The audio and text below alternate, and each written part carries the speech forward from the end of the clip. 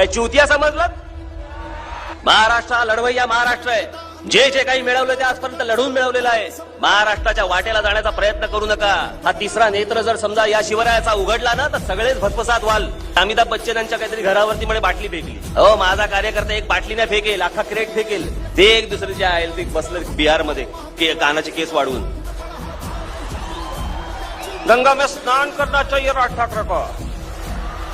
छठ पूजा उसके घर के बाहर आके करेंगे हम लोग. येऊन तर बघ साल्या, परत जातो की नाही बघ.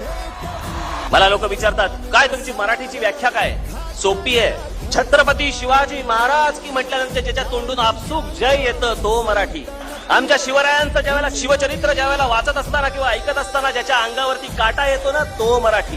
हे टिकवायचं असेल तर कुठेही जिकडे जाल तिकडे जास्तीत जास्त प्रमाणामध्ये फक्त मराठी बोलण्याचाच वापर तुम्ही केला पाहिजे. तर हे पुढचं सगळं टिकून राहील. त्याशिवाय सुधारायचे नाही. महाराष्ट्र प्रत्येक वेळेला सर्वप्रथम राष्ट्राचा विचार करत आला आणि हे सगळे प्रांत सर्वप्रथम आपल्या प्रांताचा विचार करत आले आणि मग नंतर देशाचा विचार करत आले.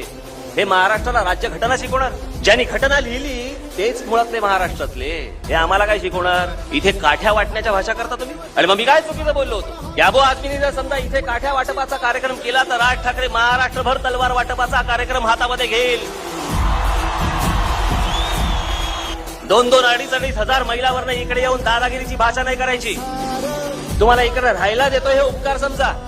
मी त्याशी असाच चाललो होतो एका कार्यक्रमाला. बघतोय सगळीकडे उत्तर प्रदेश दिन, उत्तर प्रदेश दिन, उत्तर प्रदेश दिन, उत्तर प्रदेश दिन. म्हटलं हे कुठून सुरू झालं? ते बघितल्यावर माझं टाळकच सरकलं. तेव्हाही बोललो होतो, आजही सांगतो. महाराष्ट्रामध्ये जो गेला तो आणि ह्याच्या पुढे देखील फक्त महाराष्ट्र दिनच साजरा होईल. दुसरे तिसरे कोणत्याही राज्यांचे दिवस साजरे केले जाणार नाहीत. माझ्या या विधानावरती राज्य सरकारला जर मला अटक करायची असेल तर त्यांनी करावी, खुशाल करावी.